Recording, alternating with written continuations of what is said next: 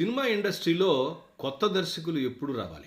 కొత్త నీరు వచ్చినప్పుడే కొత్త థాట్స్ కూడా స్క్రీన్ మీదకి వచ్చి ప్రేక్షకులని అలరిస్తాయి. అలా వచ్చిన సినిమానే బ్యాండ్ మేళం.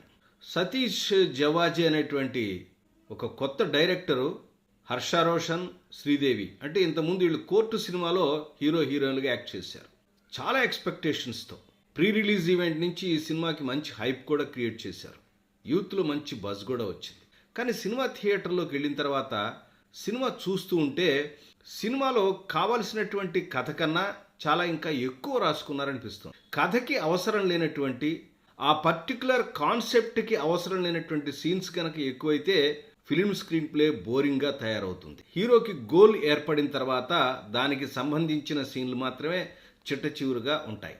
సినిమా గోల్ని ఎలా సాధించాడు, అది ప్రేమ అయితే ప్రేమను ఎలా పండించుకున్నాడు, అదే మ్యూజిక్ డైరెక్టర్ అవ్వాలి అనుకుంటే ఎలా సక్సెస్ అయ్యాడు, ఈ గోల్ని ఎలా సాధించాడు అనేదే సినిమా యొక్క కథ అవుతుంది.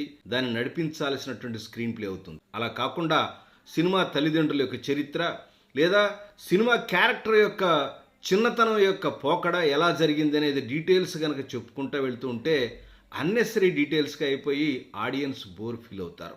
ఇదే ఈ సినిమాలో ఉన్నటువంటి చిన్న ప్రాబ్లం. సినిమా కథ కొత్తగా తీసుకున్నప్పటికీ ఒక అమ్మాయి తన ప్రేమను పండించుకోవడం కోసం తను లేచిపోయినట్టుగా నాటకం ఆడి చివరికి తన ప్రియుడిని చేరుకోవటమే ఈ కథ యొక్క ప్రధానమైనటువంటి కాన్సెప్ట్. ఈ కాన్సెప్ట్ని తీసుకుని సినిమా చేయటం అనేది కొత్తదనంగా ఉన్నప్పటికీ కూడా ప్రారంభ సన్నివేశాలు చూస్తే సినిమాకి ఎంత అనవసరమైనటువంటి సీన్స్ రాశారో అర్థమవుతుంది. మొదటి 10 నిమిషాలు కూడా సినిమా చిన్నతనంలో అంటే హీరో ఫాదరు, తర్వాత హీరోయిన్ ఫాదర్ యొక్క ఫ్రెండ్షిప్, తన మేనమామ తన తండ్రి యొక్క మంచితనాన్ని ఎలా ఎక్స్ప్లాయిట్ చేశాడనేటువంటి విషయమే దాదాపుగా 10 నిమిషాలు ఉంటుంది. ఇదే ఈ సినిమాలో ఉన్నటువంటి ప్రధానమైన లోపం. ఇలా ఈ సినిమాలో ఉన్నటువంటి చిన్న చిన్న ప్రాబ్లమ్స్ని డిస్కస్ చేస్తూ రివ్యూ వీడియోని పెట్టాను. అది తెలుగు యంగ్ డైరెక్టర్స్లో ఉంది. ఒకసారి చూసి మీ అభిప్రాయాన్ని యంగ్ డైరెక్టర్స్, రైటర్స్ నాకు తెలియచేయండి.